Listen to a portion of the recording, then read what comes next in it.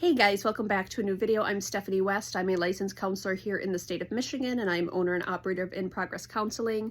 I'm going to share an anecdote today. There's actually going to be two where I'm the recipient of the comment, and how I engage it, I think was a-okay.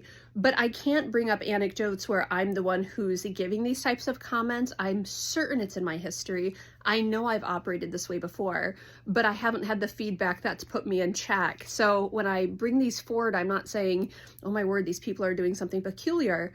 I'm saying we all do this thing on occasion, potentially. I can't say you've for sure done it or definitively done it, but it's not an uncommon pattern. And so when we talk about it, and I use examples of people putting these comments in my direction, it's not at all to say I don't do the same thing, and perhaps even you do the same thing. But I was having a conversation the other week with a former coworker, and this is when we were teaching together.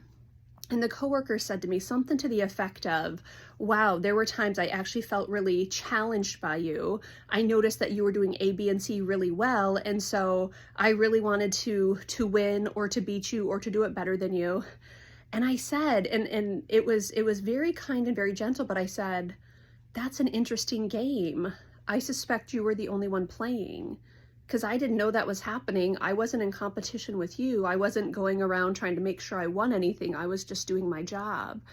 I had that a couple years back where a newer hire had come into counseling, and for whatever reason, they were looking at my statistics of client retention.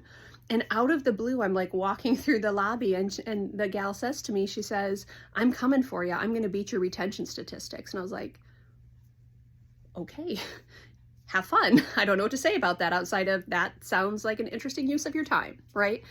But all of that to say, there are times where we're engaging in competition, we're engaging in trying to beat people, we're engaging in trying to one up or do better, and the other person or the other people or the world around us has no idea that we're so insistent on getting a win in somewhere. And to get a win in, we need someone else to lose. And we can create these inner games or these inner kind of false competitions so that we feel like we're getting the edge on other people.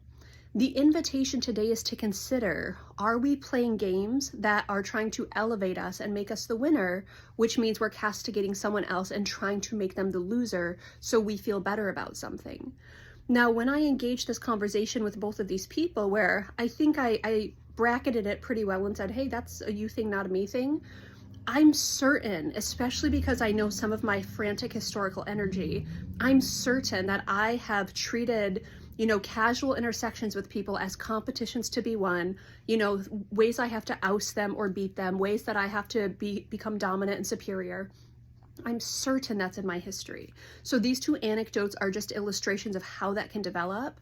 But the question is, if I am insistent on beating someone, I get to start asking myself questions about that.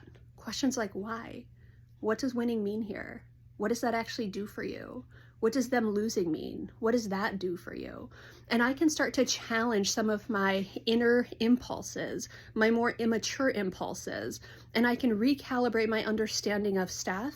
Stay in your lane and do your thing. Let them stay in their lane, do their thing. And we're actually not racing. We're not competing. We're all called to our own race, and we're all called to do the things that flow from us, things that align with our values and our conscience and our calling.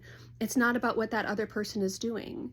And so that's the invitation today. Do you find yourself engaging in false competitions where you're looking at someone's social media or you're looking at their habits and behaviors and you're like, I'm going to do it better than them. I'm going to beat them. I'm going to be the winner. Are you the only one playing that game? I know historically I've done that, and it's exhausting and it's very depleting and it's very demoralizing. I know at times others have invited me into a power struggle, and I've had to hand it back and say, actually, I'm not in a game. I'm not in a competition. That's not a thing we're doing. But if you are engaging that, you can start disrupting it by asking the question of why. Why do you have to win here, Steph? Why do you need them to lose? What is that going to do? What does that prove? Those are ways that we can disrupt if there is a competition running. So if you're noticing that you're getting really competitive, you're looking at someone's Instagram reel, you're seeing someone else's video, you're watching their habits and behaviors, start to challenge yourself about if that spirit of competition shows up, and start to remind yourself that you're a mere mortal in your lane, doing your own thing. There's not much competition in that. You're called to handle the things that you're called to handle, and that's going to look so different from what other people are entrusted with. And that's okay.